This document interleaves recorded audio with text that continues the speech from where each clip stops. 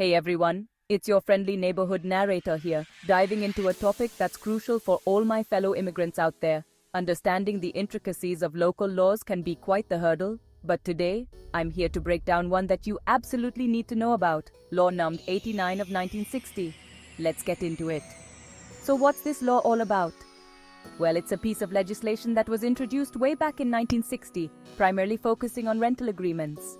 Now, for immigrants, this law carries a special significance. It states that immigrants are welcome to rent, but here's the kicker.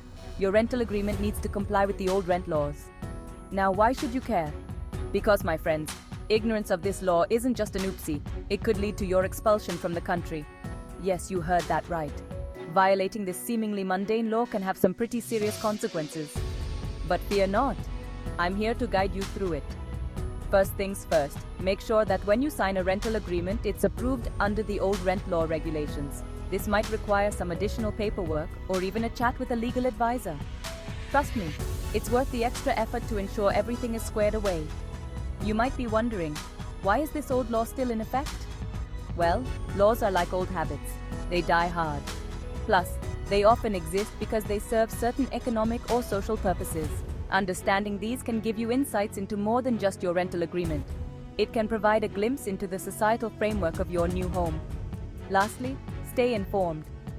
Laws can change, and being on top of these changes can save you a lot of trouble. Consider joining local community groups or following local news sources. Remember, knowledge is power, especially when you're in a new country. So there you have it, staying on the right side of law. Number 89 isn't just about following rules. It's about securing your stay and making the most out of your new beginning. Stay safe, stay informed, and as always, stay hopeful. Until next time, take care and keep navigating the complexities of your new world with confidence and care. See you in the next one.